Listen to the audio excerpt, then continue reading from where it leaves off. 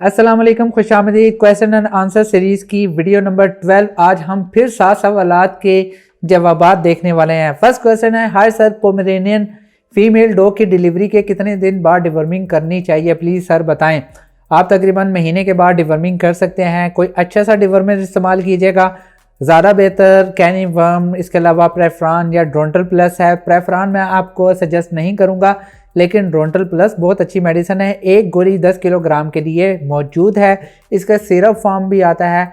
अगर syrup form है तो वो मुख्तलिफ वेट के हिसाब से आते हैं, 10 से 15 किलोग्राम के लिए और इसके अलावा 15 से 25 किलोग्राम के लिए।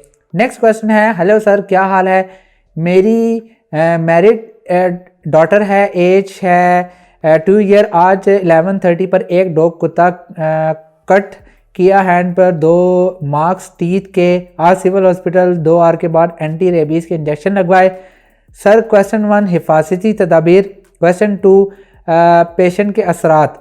इसके जो इनका क्वेश्चन है कि इनकी बेटी को बेसिकली डॉग ने बाइट किया और इसके बाद उन्होंने जो सिविल हॉस्पिटल है वहाँ से वैक्सीनेशन भी करवाई। वो पूछ रहे हैं कि हिफाजती तदाबीर क्या है। हिफाजती तदाबीर यही है जो आपने वैक्सीन करवाई है, अपने जो भी जो ह्यूमन फिजिशियन है उनकी जो भी प्रेस्क्रिप्शन है उन पर अमल करें। उन्होंने ऑब्वियस सी बात है 0, 3, 7, 14 और 28 डेज पे इंजेक्शन लिखे होंगे।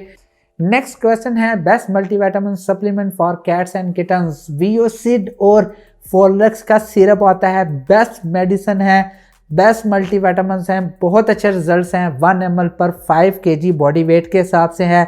आप अपने पेट को दिन में 2 दफ़ा दे सकते हैं। नेक्स्ट क्वेश्चन है, एक ही लेडी के 2 question. What was the weight to be maintain for a 7 month Persian white doll face kitten. What was the weight to be maintain.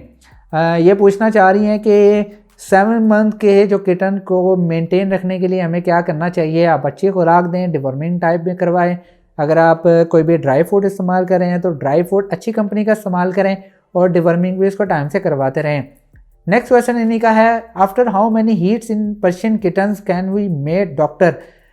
मुझे इनके क्वेश्चन का कोई ख़ास अंदाज़ा नहीं हुआ कि पर्शियन किटन कितनी दफ़ा हीट पर आते हैं और कब हमें मेट करवाना चाहिए। हीट से मुतालिक ऑल अबाउट हीट animalia.pk आप लिखेंगे, उसके अंदर आपको एक वीडियो मिल जाएगी। उसके अंदर हीट से मुतालिक जितने क्वेश्चन हैं वो मैंने बतलाए हैं। इसके अलावा उसके जो कमेंट्स हैं उसके अंदर भी बड़े मज़ेदार से क्वेश्चंस आए थे, वो भी आप देख लीजिएगा। उसके अंदर आपको काफ़ी हद तक अंदाज़ा हो जाएगा।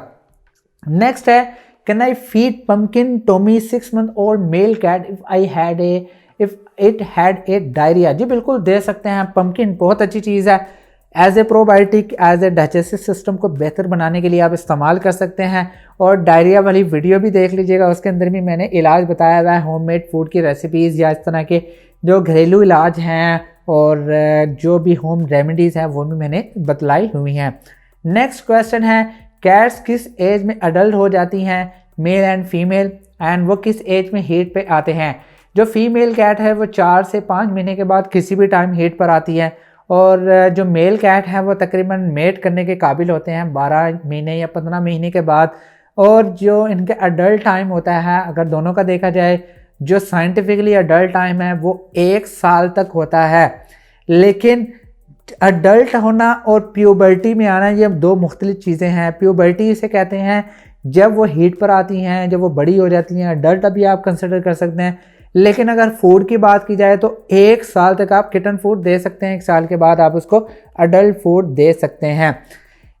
नेक्स्ट क्वेश्चन है, सर मेरी कैट नेक के राउंड स्क्रैच करती है एंड उससे किटन भी एयर माइट्स का ट्रीटमेंट भी दिया, टिक फ्रीज भी नहीं है, पर काज क्या हो सकता है। बेसिकली कैट्स को खारिश होती है, उसके कान गंदे होते हैं तो उसकी वजह से वो अपने आप को स्क्रैच करते हैं। जब स्क्रैच कर लेते हैं उसके बाद जो उसका एरिया होता है वो रेडिश हो जाता है, वहाँ पे उनको इरिटेशन होती है। इरिटेशन होने की वजह से वो कंटिन्यूसली लगातार वहाँ पे स्क्रैच कर रहे होते हैं, जिसकी वजह से ज़ख़म होने की वजह से वो स्क्रैचिंग को जारी रखते हैं।